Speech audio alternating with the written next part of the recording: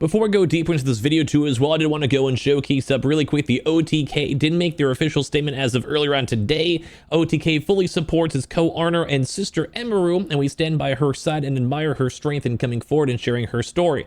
While MIZKIF was one of the several founders of OTK, the organization terminated its relationship with him some time ago for reasons unrelated to the recent events, and he holds no stake in OTK or any of our other companies. Basically going and showing that everything that Asmongold said was true. He was actually removed not due to anything due regards of Emiru, and as well makes his whole entire situation way worse. Out of respect for those that have come forward, we will let their voices speak above ours. Same thing that Asmongold said. There's going to probably be a lot more coming out too as well. So if you guys want to have the coverage on it, I will go and try my best to. So feel free to subscribe if you guys would like. You don't have to, you just don't want to. And I do also want to go continue on with the story over here too as well. So this was like recorded a little bit afterwards. Let's go dive on into the video itself.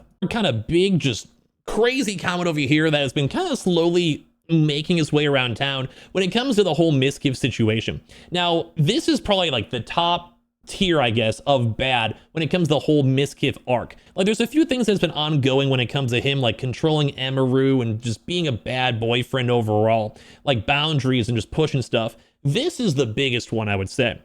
Or at least like the biggest one that I think many people want to know more information on. And this is in regards to Trainwrecks. Now, as you guys know, Trainwrecks and MIZKIF just do not like each other. There is a lot of like bad blood. Like first and foremost, Trainwrecks was doing a lot of gambling on Twitch, making tens of millions of dollars. Same with XQC. And that's kind of how Kick even started as a platform. But they also were kind of, MIZKIF was kind of taking like a weird virtuous way against gambling on Twitch. And they basically had a really big falling out. But as well, there's a part 2 of this where there was like that big recorded conversation in regards to like MIZKIF hiding things and hiding scandals that MIZKIF was doing. There was another big drama too, you know, of all the actions that happened with him and Maya at his house, with other people also being involved and having these like lawsuits against him. A lot of crazy stuff. But right now we see this resurfacing of Trainwreck's old evidence from like 2022 that's been making its ways around, saying that MIZKIF was paying people to cover up all these assaults, all these allegations, and his mistreatment against women. Like all this collectively together is absolutely horrible. So we're going to break this on down and talk about this on this one. So first and foremost, this is the quote.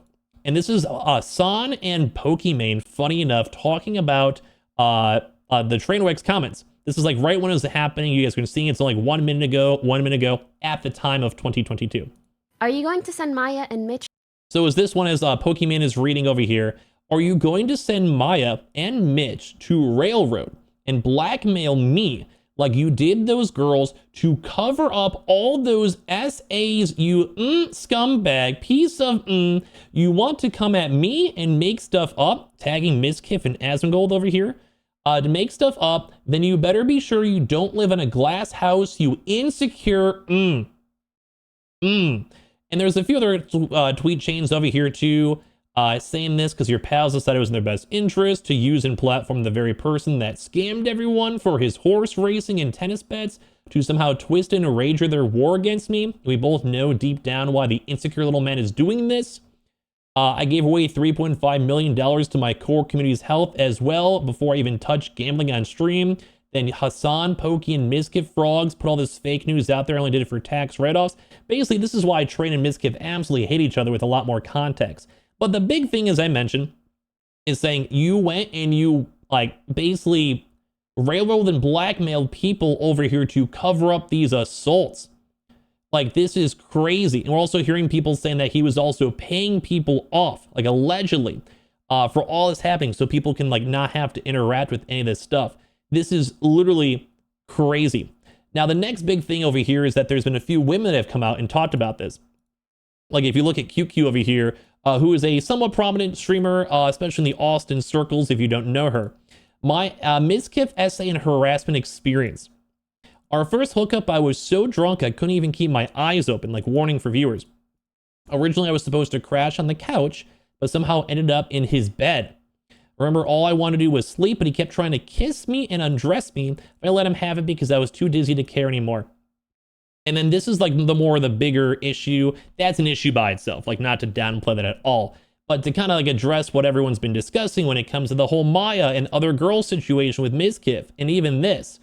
He made sure to coach me to say that it was consensual afterwards and get the story straight because he was afraid of being canceled. It was so sweet at that time that we end up having a consensual fling afterwards. Because the guy is like literally trying to probably love bomb. I don't want to assume whatever, but it seemed like they were trying to love bomb and just make sure everything's okay. It's like when you break up with a girl and you still talk to her for a few weeks later to make sure, hey, you're all good, right? Or like you date like your best friend's sister or something. You gotta keep it chill, like make whatever. The fact that he cared more about coaching her after all of this, after everything we just saw of that Trainwreck stuff, is crazy. After our fling ended, he started terrible rumors about me, telling people I was manipulative, a bad person, and an awful human. He would tell most people that I cut myself during and I was crazy. Like what? And this is kind of what he was trying to do with them or with like the rabbits. I would hear the most awful rumors from people I had just met even years later, knowing that it got like spread everywhere. And this is the same thing he said he was going to do with Emeru. He was going to go up to people in real life and call things out and discuss this stuff. It's like literally crazy. Like seeing this stuff is like literally crazy. I have no idea what's ever going on here, dude. And he would continue talking about me long after we no longer interacted. Like, this is like obsessive and crazy, and literally this is now a multiple repeat offense of what's going on, where even Trainwrecks was like, you're trying to blackmail people to not let people see what's wrong. And when he went on his stream, the first thing he said is, oh my God, like, I will ruin everyone who has anything to say about me literally ever. Like, this is like this is all like lining up at the same exact time because it's nuts. And even Trainwrecks, even Asmongold, even Tectone, all these people, Emeru, all the OTK people who used to work with them are all saying this is true. This made me never want to reach out to people anymore. I was mortified of the rumors he'd spread and depressed over what people thought of me. Lakari is witness to the depression MIZKIF caused me because I think they were dating at the time. He was also witness to the harassment experienced long after the fling was over. Like, I'm like, this is nuts that like women have to deal with this. During my relationship with the Lakari, he'd really talk about me and constantly tell Lakari that he doesn't know the real QQ. He tried poisoning our relationship the whole time. He would plant ideas in Lakari's head and to start fights, which is also crazy what he was also doing with other people with Emeru. And after the relationship with Lakari ended, Miz ended upped the talking even more, because then, like, you know, he doesn't have to worry about his friend Lakari. If they even are friends, I know they're all in Austin.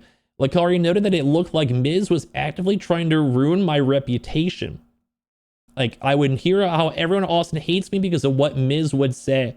I think Emery was super brave for coming out with their story. I struggle with posting this as I don't want to be associated with or tied with him at all, but I want to corroborate her story with my own personal hell that MIZKIF kindly gifted to me. And this is, as I mentioned, his reaction to like all this stuff. Like, you see, you have like you have all these people that he was calling out for Maya and Mitch to railroad and blackmail them to go and cover up all these things that happened. Like, this is disgusting that this is such a common thing that like this other people are calling us out in front of everyone. And now it's like finally again, like, oh, like this actually might be true. Or even if it was true, like, oh, this might be more of a serious thing than people were expecting. Especially with how badly he's like treated other people. And even like, you know, his own ex, like Maya, then he was doing these clips out here. I'm not talking to him today. Well, nobody asked you to, so. I'm not doing anything. Okay. Look at her face. She's so uninterested.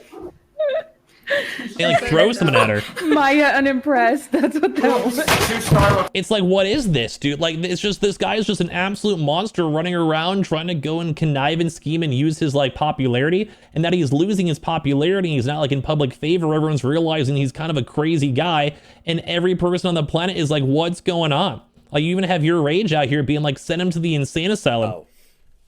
That is, wow. I was not expecting this today. And yeah, this kind of came out of nowhere. MIZKIF Last like 2 days. It's actually came a few times now. Somehow. We're playing baseball. 3 strikes, you're out. Yeah, like.